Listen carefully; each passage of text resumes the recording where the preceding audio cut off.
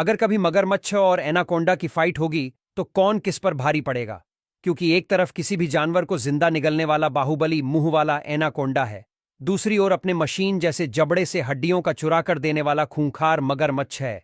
तो चलिए जानते हैं कि मगरमच्छ के पास कौन सी शिकार की स्किल है और एनाकोंडा भी किस टेक्निक से शिकार में मगरमच्छ से 2 कदम आगे है। सबसे पहले बात करते हैं मगरमच्छ की।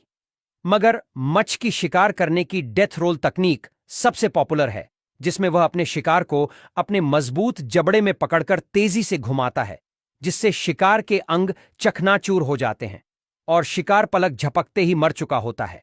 आमतौर पर मगरमच्छ का वजन 400 से 1000 किलोग्राम तक होता है और लंबाई 10 से 20 फीट तक हो सकती है। मगरमच्छ जलाशयों और नदियों के दलदली क्षेत्र में रहते हैं और मगरमच्छ पानी और जमीन दोनों पर शिकार करने में माहिर होते हैं। ये अपने शिकार के पास चुपचाप पहुंचते हैं और अचानक हमला करके उसे अपने शक्तिशाली जबड़ों में पकड़ लेते हैं। इसके जबड़े में 3500 psi से ज्यादा दबाव होता है, जिससे शिकार तुरंत मर जाता है। इसे आप ऐसे समझिए कि इंसान अगर किसी को पूरी ताकत से काटेगा तो लगभग 100 से 200 psi तक ताकत लगा सकता है, जबकि मगरमच्छ का जबड़ा 3500 psi यानी इंसान के जबड़े से लगभग 23 गुना ज्यादा दबाव उत्पन्न कर सकता है। अब बात करते हैं एनाकोंडा की। एनाकोंडा की शिकार करने की स्टाइल मगरमच्छ से काफी अलग है। एनाकोंडा शिकार के एकदम करीब पहुंच जाता है और उसे जकड़ लेता है, फिर अपने शरीर को शिकार के चारों ओर लपेट कर उसे निचोड़ लेता है। एनाकोंडा की जकड़ से शिकार की हड्डियां धीरे धीरे चकनाचूर हो जाती हैं और दम घुटने से शिकार मर जाता है। दूसरी ओर एनाकोंडा की 4 प्रमुख प्रजातियां हैं, लेकिन उनमें से ग्रीन एनाकोंडा सबसे बड़ी और सबसे भारी प्रजाति है और सभी लोग इस प्रजाति को ही एनाकोंडा के रूप में जानते हैं। ग्रीन एनाकोंडा का वजन 250 किलोग्राम तक हो सकता है और लंबाई 20 से 30 फीट तक होती है।